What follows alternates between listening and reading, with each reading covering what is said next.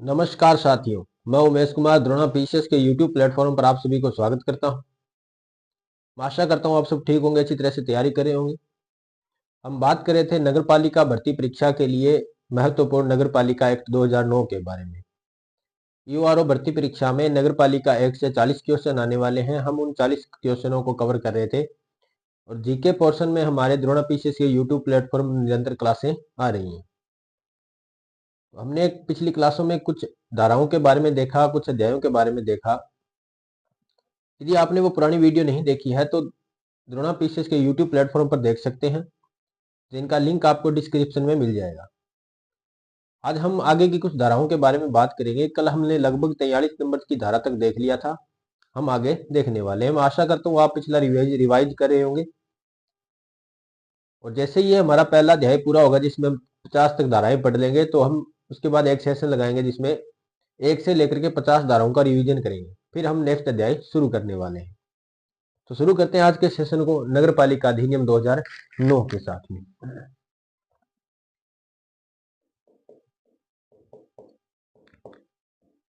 नगर पालिका अधिनियम 2009।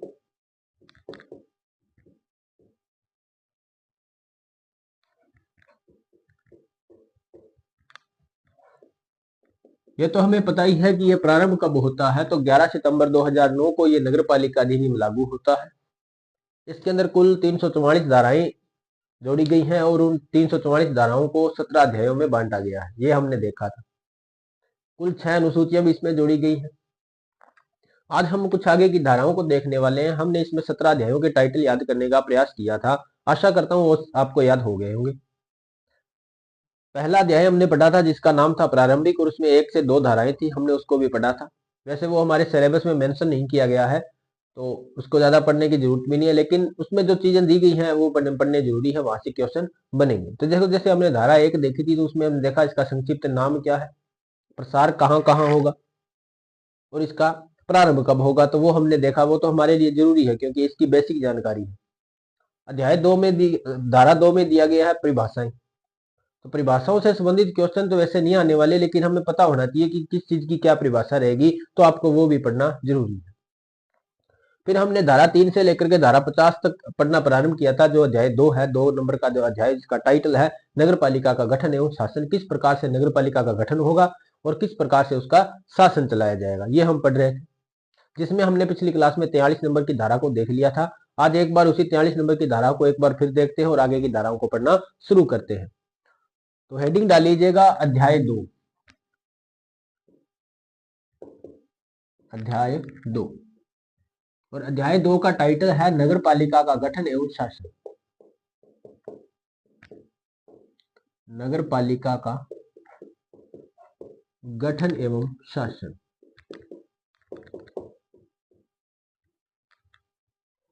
इसमें हमें धारा 3 से 50 तक देखनी है। धारा 3 से 50 तक देखनी है, जिसमें हमने 43 धाराओं को देख लिया। कुछ आगे की 5-7 धाराएं रही है जो आज हम देख लेंगे, और अगले सेशन में हम बात करेंगे 1 से लेकर के 50 तक की धाराओं का रिवीजन। हमने बात की थी धारा 43 के बारे में। धारा 43 क्या लिखा था इसमें? इसमें लिखा था कि प्रत्येक नगर पालिका का एक अध्यक्ष एवं एक उपाध्यक्ष होगा। प्रत्येक नगर पालिका का एक अध्यक्ष व एक उपाध्यक्ष होगा। एक अध्यक्ष व एक उपाध्यक्ष होगा। उपाध्यक्ष होगा। इनके शपथ के बारे में बात की थी हमने। धारा 37 देखी थी, जिसमें देखा था सदस्यों की शपथ। शपथ कौन दिलाएगा? तो जिला कलेक्टर महोदय इनकी शपथ दिलवाते हैं। और त्याग पत्र के बारे में भी हमने बात की थी। तो त्याग पत्र में हमने देखा था धारा 38 में, तो 38 में हमने त्याग पत्र देखा, जिसमें हमने देखा था सदस्य उपाध्यक्ष को त्याग पत्र देते हैं और उपाध्यक्ष अध्यक्ष को त्याग पत्र देते हैं, वो भी हमने देखा। तो आज हम देखने वाले हैं अध्यक्ष और उपाध्यक्ष होंगे किसके लिए? प्रत्येक नगर पालिका के लिए। नगर पालिका है तो वहां का क्या होगा? जो मुखिया होगा वो अध्यक्ष होगा। नगर पालिका का मुखिया तो कौन होगा? अध्यक्ष होगा। फिर यदि बात करें नगर परिषद का कौन होगा? नगर परिषद का। नगर परिषद का जो मुखिया होने वाला है वो होगा सभापति। सभापति। और यदि बात करें नगर निगम की, नगर निगम, नगर निगम का जो मुखिया होगा वो महापौर कहलाएगा। महापौर या मेयर हम जिसे कहते हैं वो कहलाएगा। ये भी हमने बातें कर ली थी। आज इसी में कुछ और बातें देखने वाले हैं कि यदि कोई अध्यक्ष है जो 1 माह तक अनुपस्थित रहता है तो उसे उसके पद से हटा दिया जाएगा। यह भी बात धारा 43 में मेंशन की गई है। यदि कोई अध्यक्ष है और वो 1 माह तक अनुपस्थित है तो उसको हटा दिया जाएगा, अपने पद से हटा दिया जाएगा। फिर बात आती है, देखो हमने पहले बात की थी कि यदि वो 1 माह के भीतर यदि वो शपथ नहीं लेता है तो भी उसको हटा दिया जाएगा, धारा 39 हमने देखी।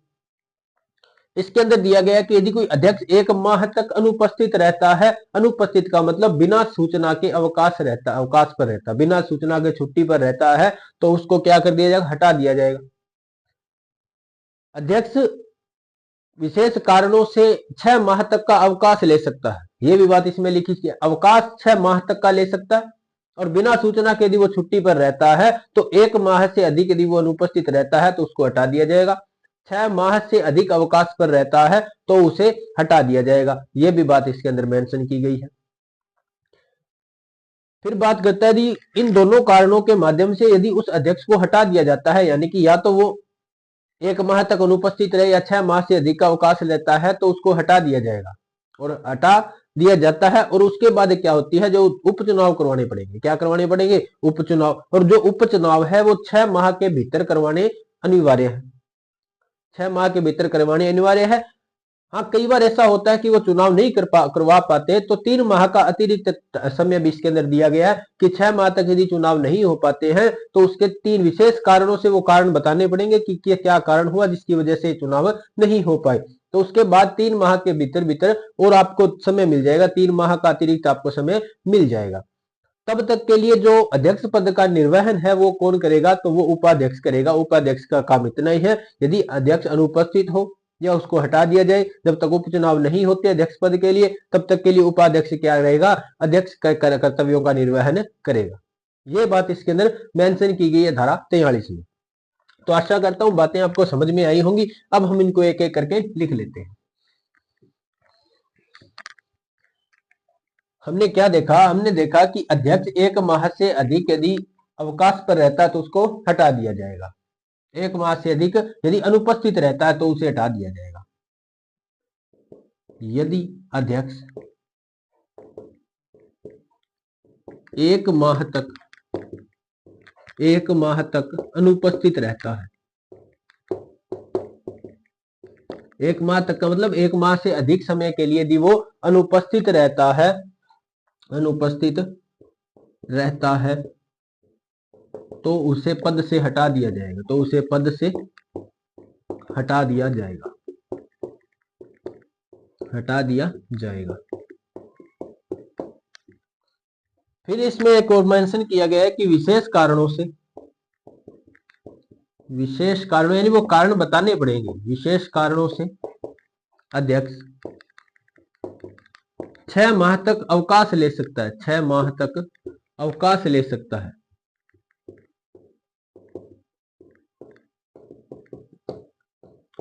और फिर भी यदि वो नहीं आता, 6 माह का अवकाश पूरा हो गया और इसके बाद भी अगर अध्यक्ष अनुपस्थित रहता है 1 माह के लिए तो उसे हटा दिया जाएगा। इन दोनों कारणों के माध्यम से यदि हटा दिया जाता, मतलब या तो वो 1 माह तक अनुपस्थित रहा हो या 6 माह तक अवकाश पूरा होने के बाद भी वो अगर अपने कर्तव्य पर वापस नहीं लौटा हो तो उसे हटा दिया जाएगा। और इन 2 कारणों से यदि उसको हटाया जाता है तो उस उपचुनाव करवाने पड़ेंगे 6 माह के भीतर भीतर। उपरोक्त कारणों से यदि अध्यक्ष को हटाया जाता है,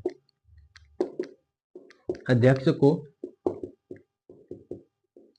हटाया जाता है तो उपचुनाव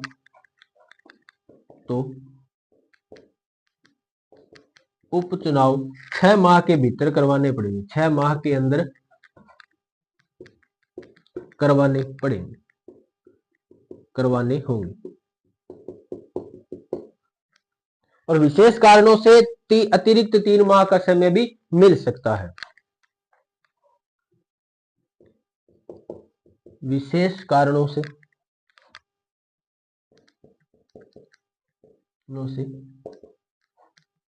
3 माह का अतिरिक्त समय बढ़ाया जा सकता है।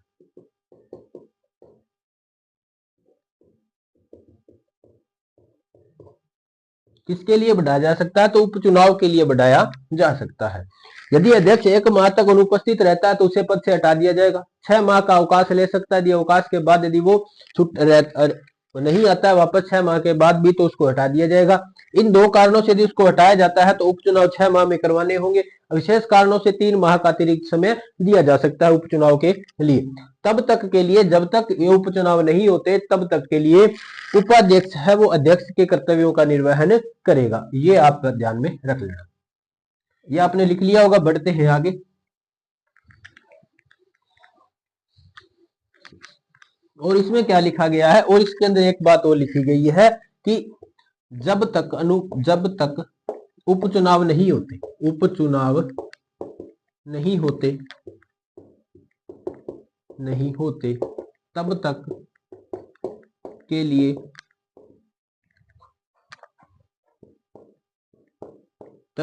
लिए अध्यक्ष पद के कर्तव्यों का निर्वहन उपाध्यक्ष करेंगे।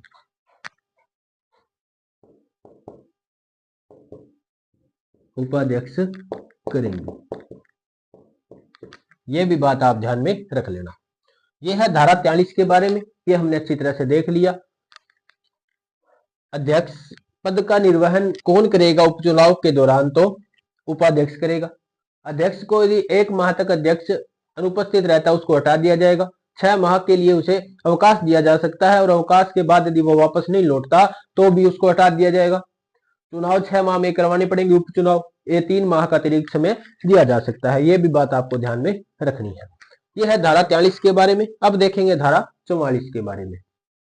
तो ये आपने देख लिया होगा, स्क्रीनशॉट आपने ले लिया होगा। देखते हैं धारा 44 में क्या लिखा गया।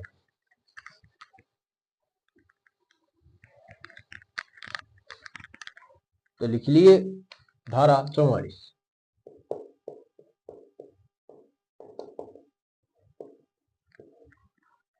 धारा 44 इसमें लिखा गया है कि जो अध्यक्ष और उपाध्यक्ष का जो निर्वाचन है उसके विधि मान्यता की अवधारणा कौन करेगा।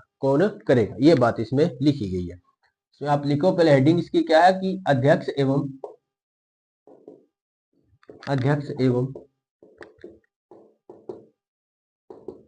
उपाध्यक्ष के निर्वाचन की विधि मान्यता का अवधारण।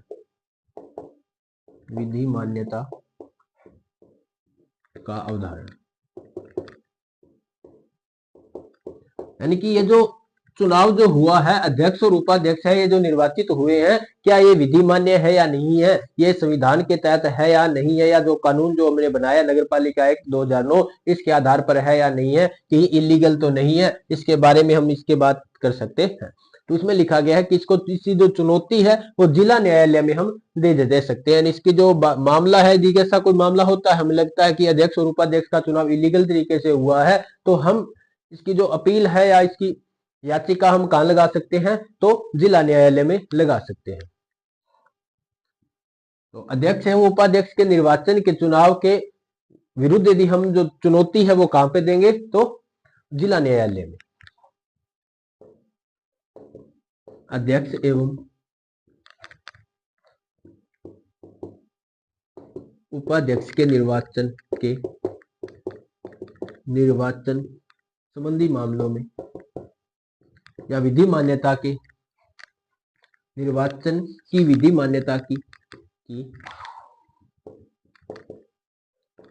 विधि मान्यता की चुनौती या को चुनौती जिला न्यायालय में दी जा सकती है। जिला न्यायालय में दी जा सकती है।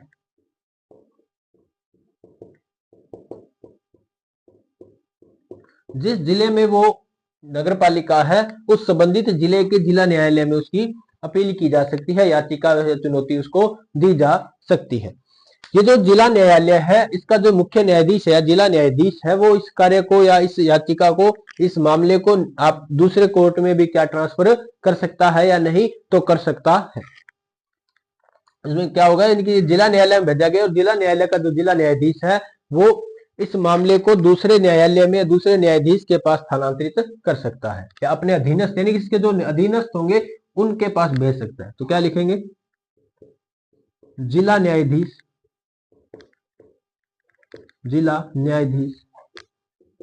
इस मामले को या ऐसे मामले को अपने अधीनस्थ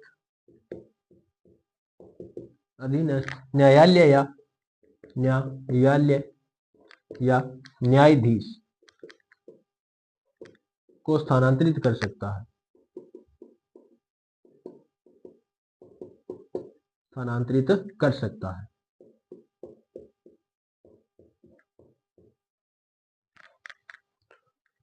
धारा 44 में लिखा है अध्यक्ष एवं उपाध्यक्ष के निर्वाचन की विधि मान्यता का अवधारण। इसको हम चुनौती दे सकते हैं, जिला न्यायालय में पूछा जाएगा। चुनौती कहां दी जा सकती है, तो जिला न्यायालय में दी जा सकती है। जिला न्यायाधीश इस मामले को अपने अधीनस्थों को ट्रांसफर कर सकते हैं, लेकिन हमें याचिका कहां पे लगानी है, तो जिला न्यायालय में ही लगानी है। ये आपको ध्यान में रखना है। ये बात है धारा 44 के बारे में, इतनी ही इसके अंदर बात लिखी गई है, हमें इतना ही इसमें पढ़ना है।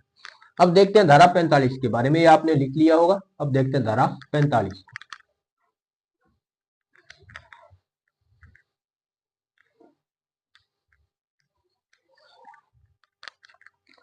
धारा 45 इसमें लिखा गया है नगर पालिका के कृत्य। आज मुख्य नगर पालिका के क्रिया, मुख्य नगर पालिका के जो मुख्य कार्य क्या है वो इसके अंदर दिया गया। एक बड़ी सी सूची उस एक्ट में दी गई है, हमें इतना ध्यान रखना है। देखो नॉर्मल सी बात है, नगर पालिका के कार्य क्या होंगे, एक तो वहां पे सफाई बढ़िया रहनी चाहिए, जो भी वहां का जो प्रशासनिक जो कार्मिक है वो अच्छी तरह से कार्य करे या कि नहीं करे, वो देखेंगे।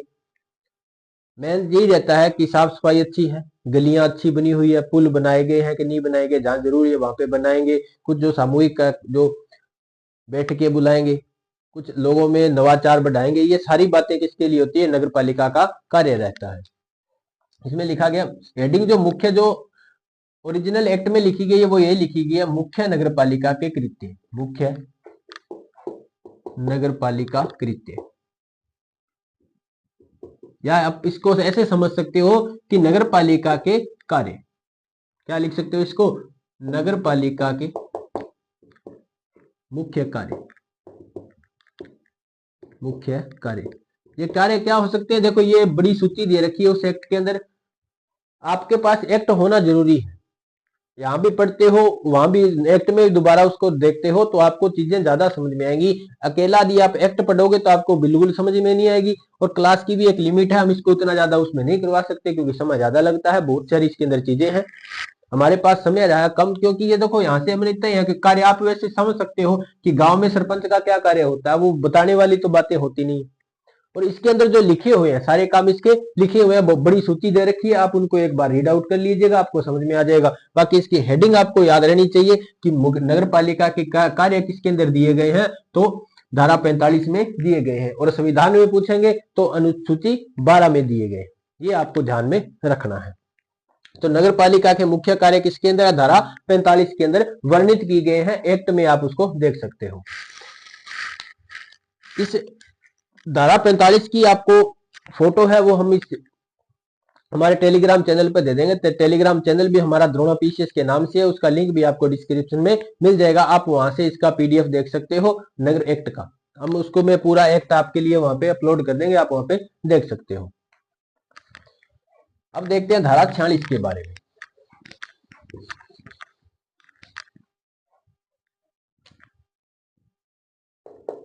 धारा 46 इसमें भी नगर पालिका के कार्य बताए गए हैं कि इसमें नगर पालिका के अन्य कार्य क्या क्या रहेंगे।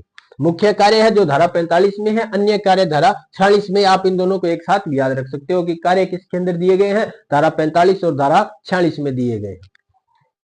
तो धारा 46 में दी गई नगर पालिका के मुख्य कार्य या अन्य कार्य, इसमें आप हेडिंग यही लिखी गई है अन्य कार्य।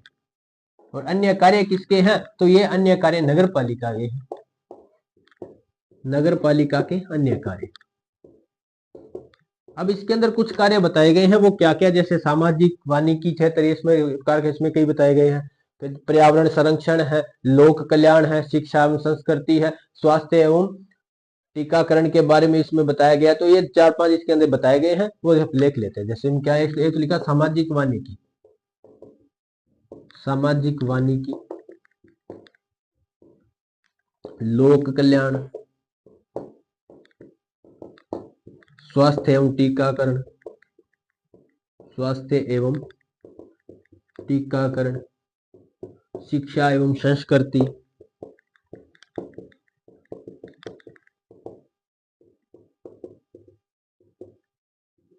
ये इस प्रकार के इसके अंदर कार्य बताए गए हैं। जैसे पर्यावरण संरक्षण हो गया, पर्यावरण संरक्षण, कुछ इस प्रकार से इसमें 5-7 जो कार्य बताए गए हैं नगर पालिका की। ये कार्य अन्य रहेंगे, मुख्य कार्य के अलावा भी जो कार्य रहने वाले हैं वो जैसे नर्सरियां बनानी, पौधशालाओं की स्थापना करनी,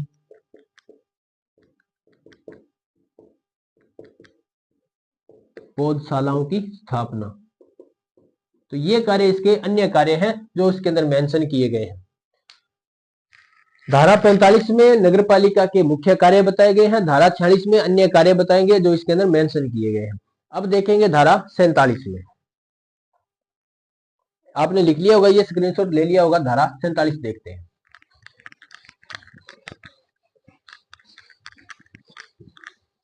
धारा 47,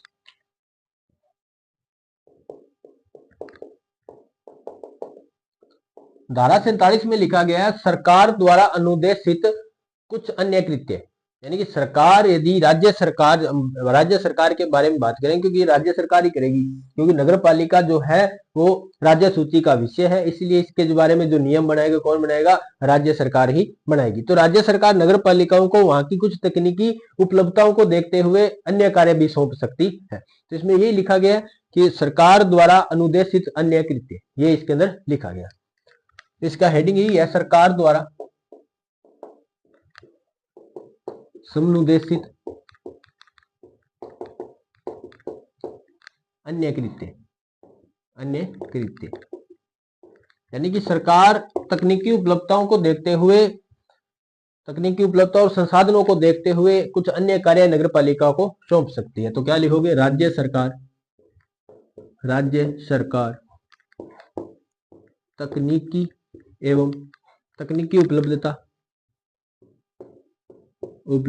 एवं संसाधनों को देखते हुए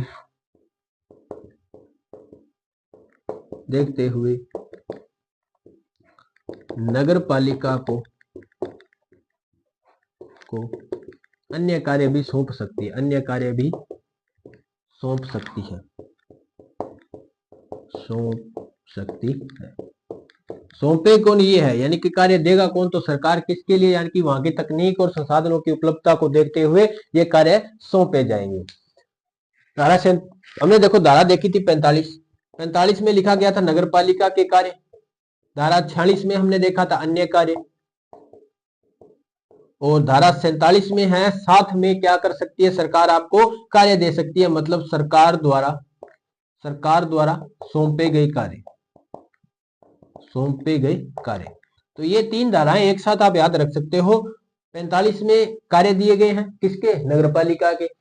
फिर बात करें 46 में क्या है, तो 46 में अन्य कार्य दिए गए हैं, यानी कि जो सामाजिक वानिकी, जन कल्याण, शिक्षा, संस्कृति, पौधशालाओं की स्थापना करना, ये सारे जो कार्य हैं ये किसके में दिए गए हैं, तो 46 में दिए गए हैं। 47 में तकनीक और संसाधनों की उपलब्धता को देखते हुए राज्य सरकार नगर पालिका को कुछ कार्य सौंप सकती है। अब इसी के साथ आप 48 भी याद रख सकते हो और धारा 49 भी याद रख सकते हो, क्योंकि 48 में लिखा गया है अध्यक्ष एवं उपाध्यक्ष के कार्य,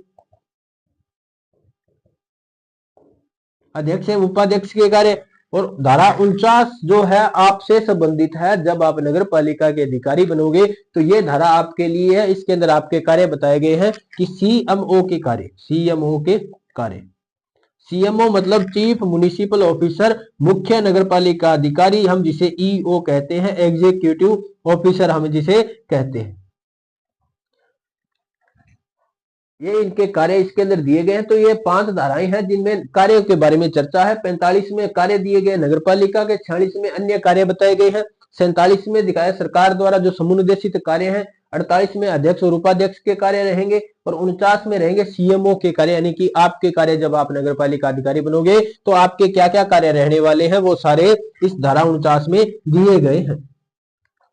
तो ये धारा 47 जिसमें लिखा गया सरकार द्वारा अनुदेशित कुछ कृत्य। अब हम देखने वाले हैं धारा 48 के बारे में। धारा 48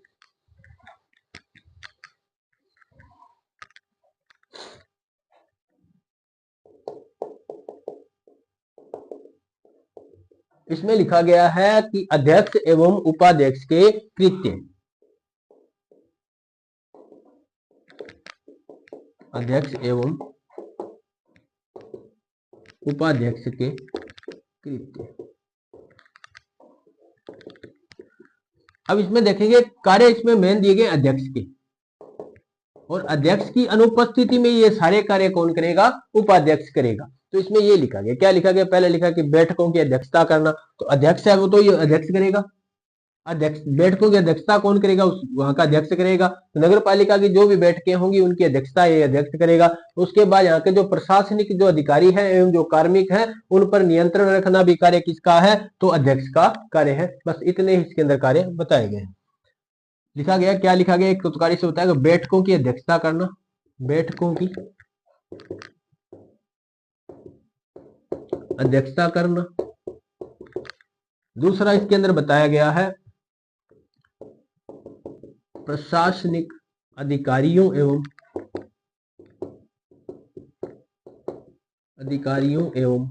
कार्मिकों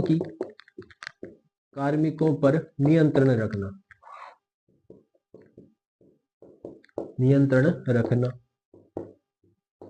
और इसके साथ साथ कुछ अन्य कार्य भी लिखे गए हैं। वो एक बड़ी सी सूची है जिसमें उसमें दी गई है अध्यक्ष क्या क्या कार्य करेगा। यानी कि जो भी कार्य नगर पालिका के हैं, धारा 45 में हमने जो नगर पालिका के कार्य देखे हैं वो करेगा कौन? अध्यक्ष ही करेगा। क्योंकि हमने एक धारा देखी थी, धारा 8, और इस धारा 8 में लिखा गया था कि नगर पालिका के सारे जो कार्य हैं वो अध्यक्ष के नाम से किया जाएगा। और नगर पालिका के कार्य धारा 45 में दिए गए हैं और अध्यक्ष के कार्य किसमें दिए गए? तो धारा 48 में। तो इन तीनों धाराओं का संबंध एक साथ में, इन तीनों धाराओं का संबंध एक साथ में, क्योंकि धारा 8 में हमने देखा था कि नगर पालिका का शासन नगर पालिका में निहित रहेगा। यानी कि नगर पालिका के जो भी कार्य है वो किसके नाम से किए जाएंगे? अध्यक्ष के नाम से किए जाएंगे। नगर पालिका के कार्यों का उल्लेख किसमें है? तो 45 में। अध्यक्ष के कार्यों का उल्लेख किसमें? तो 48 में। तो अध्यक्ष के कार्य वही होंगे जो नगर पालिका के कार्य हैं। तो इस प्रकार आप इनको रिलेट कर सकते हो। ये है धारा 48। तो धारा 48 में लिखा गया, इसमें एक आप ये लिख लेना, नोट करके लिखो या उपाध्यक्ष के कार्य लिखो। क्या लिखोगे? अध्यक्ष की अनुपस्थिति में, अध्यक्ष की अनुपस्थिति में ये सभी कार्य उपाध्यक्ष द्वारा किए जाएंगे, उपाध्यक्ष द्वारा किए जाएंगे।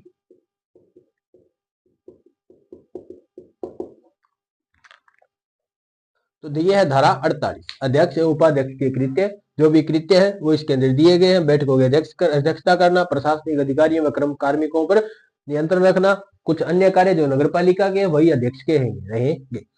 तो ये है धारा 48 के बारे में। अब देखेंगे धारा 49 को। ये आपने लिख लिया होगा, स्क्रीनशॉट इसका ले लिया होगा। धारा 49 को अब देखने वाले हैं।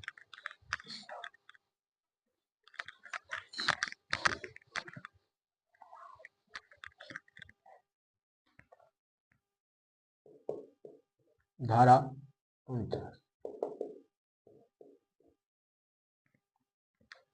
धारा 49 में लिखा गया है अभिलेखों की अभिरक्षा करते हुए मुख्य नगरपालिका अधिकारी के कार्य। अभिलेखों की अभिरक्षा करते हुए मुख्य नगरपालिका अधिकारी के कृत कार्य। मुख्य नगरपालिका अधिकारी के कृत्य। ओरिजिनल एक्ट में यही भाषा लिखी गई है कि अभिलेखों की अभिरक्षा करते हुए मुख्य नगरपालिका अधिकारी के कृत्य, यानी कि जो भी अभिलेख है उन सभी को संरक्षित रखने का कार्य किसको दिया गया है? सीएमओ को दिया गया है। CMO, chief municipal officer, executive officer, अधिशासी अधिकारी। तो इसके अंदर ये कार्य कुछ दिए गए हैं, मेंशन किए गए बहुत सारे कार्य हैं, उनको लिस्ट दी गई है एक बड़ी सारी। आप एक्ट में देख लेना, हम इसकी पीडीएफ आपको टेलीग्राम चैनल पे मिल जाएगी द्रोणा पीसीएस के, वहां से आप देख सकते हो। और द्रोणा पीसीएस का टेलीग्राम चैनल आप ज्वाइन कर सकते हो, वहां पे आपको अपडेट्स मिलती रहती है एग्जाम की। जो भी एग्जाम की जो अपडेट है वो सारी आपको वहां पे मिलेंगी, सिलेबस नोट्स वगैरह वहां पे आपको मिलते रहेंगे। तो ये है धारा 49, आपके कार्य बताए गए हैं, बहुत सारे कार्य हैं, लिस्ट दी गई है, आप उसमें देख सकते हो। अब बात करेंगे धारा 50 के बारे में, दूसरे अध्याय की अंतिम धारा, धारा 50।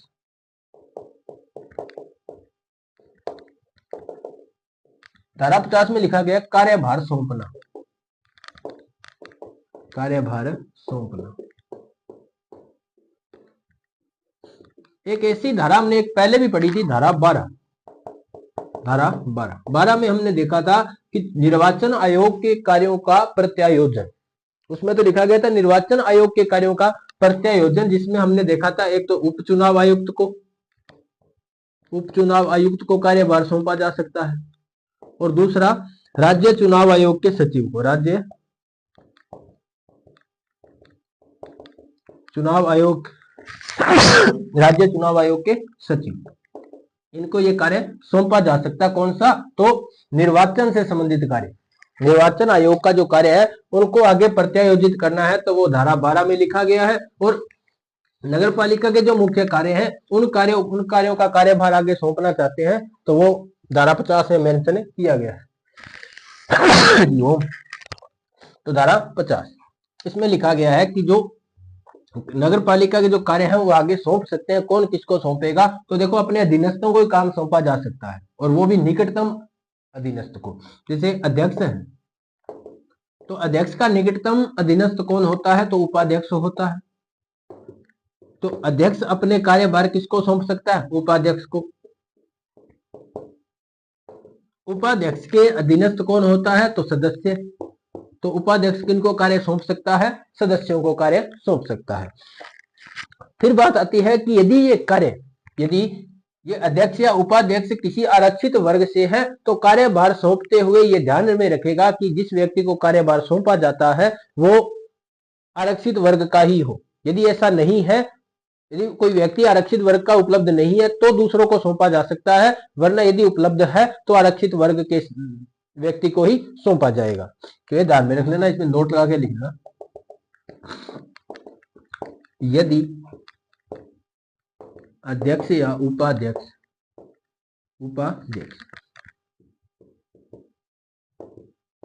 आरक्षित वर्ग से है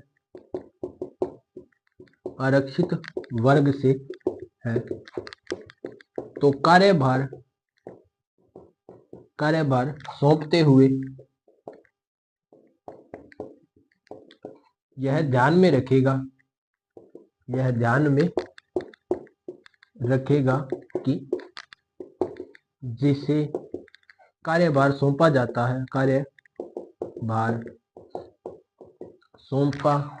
है या जा रहा है वह आरक्षित वर्ग